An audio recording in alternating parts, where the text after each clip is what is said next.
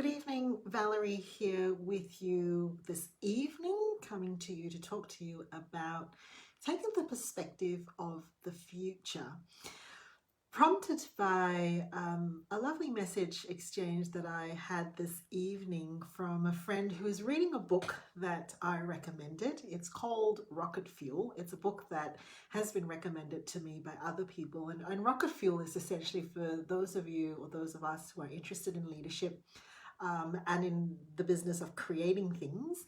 And Rocket Fuel basically talks about essentially two identities or two personalities that work well together, the visionary and the integrator. And anyways, this friend of mine sent me a message saying that, hey Tani, hello, have you read Rocket Fuel? You should read Rocket Fuel, it's pretty cool. Sent me a message saying that lo and behold, I've come out one way. It's not what I had thought, and I guess they were kind of synapsing in their mind about, coming out one way or the other. Now, I am very definitely in the Rocket Fuel scheme of things, a visionary. And, to be very honest, I don't necessarily feel proud of that. Tani, have you read that book before? You'd love it. And I very often struggle to put pieces of the puzzle together. Very, very find that very difficult. And as I was reflecting on my day today, I was also having a conversation with our practice manager today because we are going to be making some plans that during my sabbatical probably was not what I thought I would be doing. This will have to be another video about what I thought in my head my sabbatical would look like. And I shared with my practice manager that I've been praying, and I've been really very grateful as I've prayed, I'm a Christian, that I've not had a resentful heart in terms of some of the detours and the unexpected things that have come up in my sabbatical. And I said to her that one of the things that I'm really investing in, and as I've been praying, I've been thanking God for, is that the resentment isn't building in my heart because I am actually engaging in the visionary strength that I have to see our future selves. And it's inspired. If you're interested, head over to effectiveliving.com.au. Wesley McIntyre, who works with us, actually wrote a blog called, I think, Your Future Self, which had me thinking about what he was saying. And very often, when we think about the future, mental health professionals tend to link looking into the future with worry.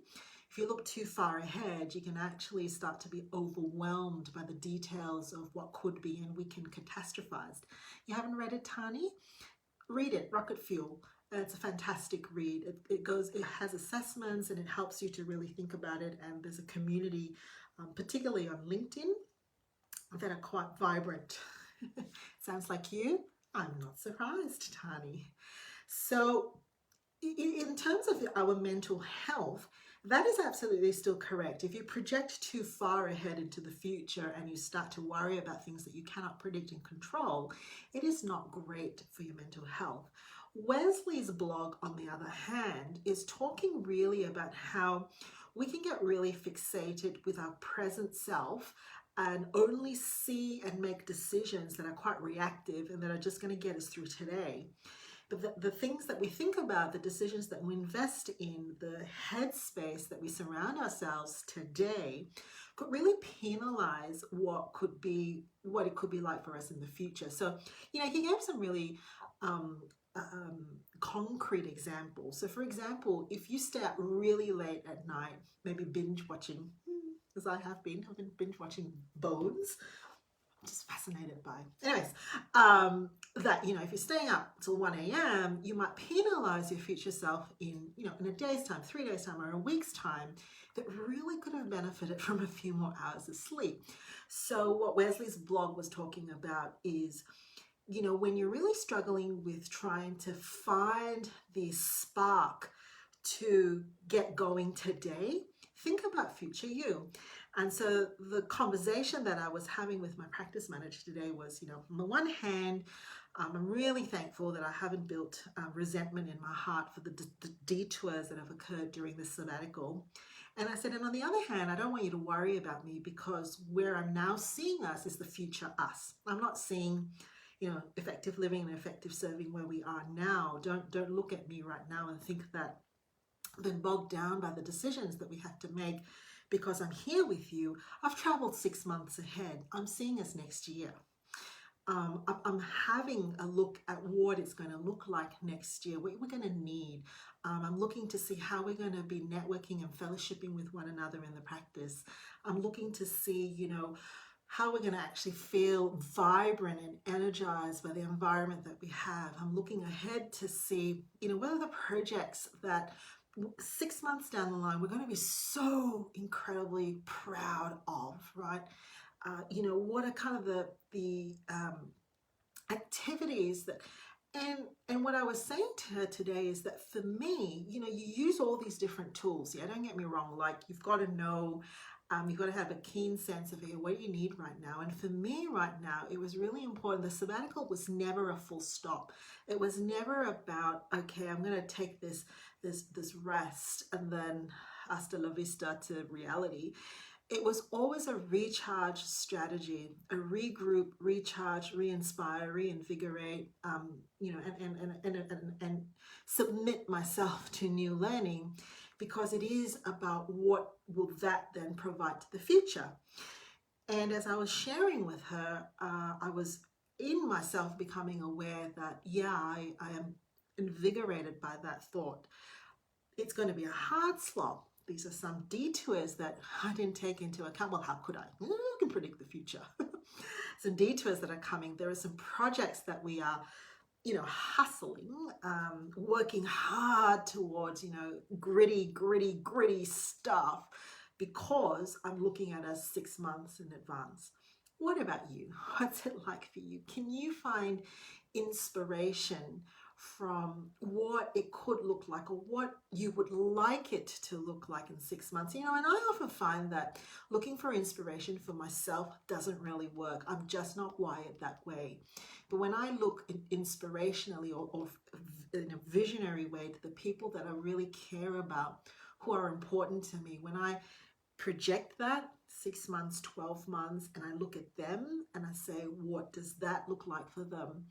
It helps me really to get through, whatever obstacles or barriers or discouragements that I might see in my world today. That's the basis of, I guess, the most latest theories or ideas about leadership. You will find that leadership theories very much now move towards finding the inspiration and the motivation for the people that you are with, whom you are trying to carve a pathway for them, for better tomorrows, for better outcomes, and for the realization of possibilities for other people. So I wonder what that's like for you, Tani. I wonder if you feel that energy too when you're bringing some wonderful people with you on a journey, whether it's your family or your friends or the people that you work with, somehow being able to use that strength of actually being able to see, I want that 6 months for you. I want that in 6 months for us. I want that in 6 months for our community. That needs to happen in 6 months. It makes the things that we do today so much more meaningful and so much more anchored to things that matter. So tomorrow is a very big day of massive decisions and having to embrace, the energy and commitment and convictions and all of that. But it's made lighter by the ability to say that in 6 months' time, this is the reasoning.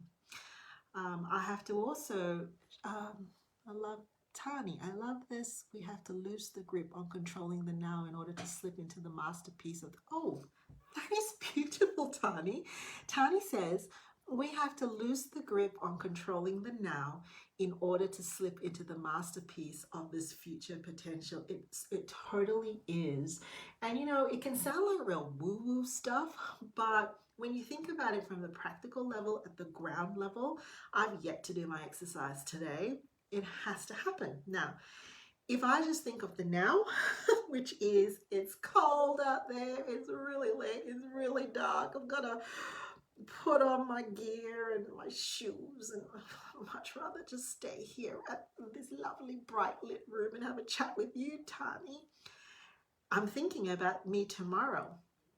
I'm thinking about how much more creative, I love doing my exercise with loud music. It's daggy music. Are you even allowed to say that anymore? Daggy. For those of you who are listening who aren't in Australia, Google it.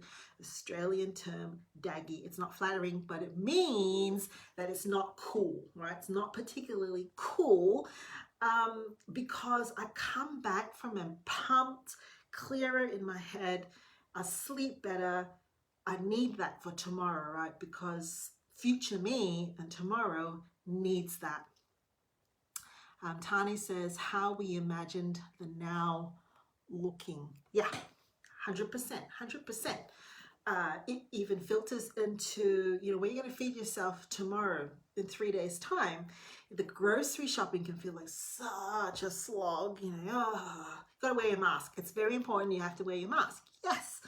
It also just makes the thought of, going to get food. Oh, what can I grab that's just convenient? Blah, blah, blah, blah, blah, blah. We're done in 15 minutes and we're out there. What's that going to be like for future you? Now, I'm not saying that you make this an onerous task. Not at all. Sometimes we just have to cut ourselves some slack and just say, it is what it is for today. In the meantime, future you could say, well, maybe we do this today, but hey, how about we make a date in a week's time to actually think about what we're feeding our body, like what we're going to put in the shopping cart. Can we make some space and time for that, right? Tani says, I'm reading Tiny Habits. Yes, that is a great book. Some resonance with small micro movements today that are gifts to future self. Brilliant. Micro movements. You are on fire, Tani. I love that. Micro movements. Gosh, wouldn't it be great if we actually came up with a list of those micro movements? That's causing me to think about why that is so difficult for us these days. And I think because we just get paralyzed by the expectations that we have on ourselves to do macro things, to do large things, when really it's some small things that we do that make the difference for future us tomorrow. What are some of these micro movements, tiny habits, things that you have found that future you is really, really grateful for? I'm really curious to know. Tani says, so true. So glad to have caught you, Tani. Tani is a mental health occupational therapist. I believe in Western Australia, Tani. I believe that is where you are. Please correct me if I'm wrong. Look her up. I love Tani's perspective and her wisdom and how she integrates all the different versions of ourselves. And I believe Tani's philosophy is that modern living splits all of those things, all of those dimensions of us up. Work you, family you, fun you, and it just becomes onerous and burdensome and just unnatural. And she's got some great blogs, I believe. And are you still vlogging, Tani? I hope you are. All right, it is time for me to take care of future Valerie by heading out. Had my asthma prevented today, so I'm all ready to go with my little beanie. Catch me on Instagram and I'll show you the end result. Okay, take care. Bye, Tani.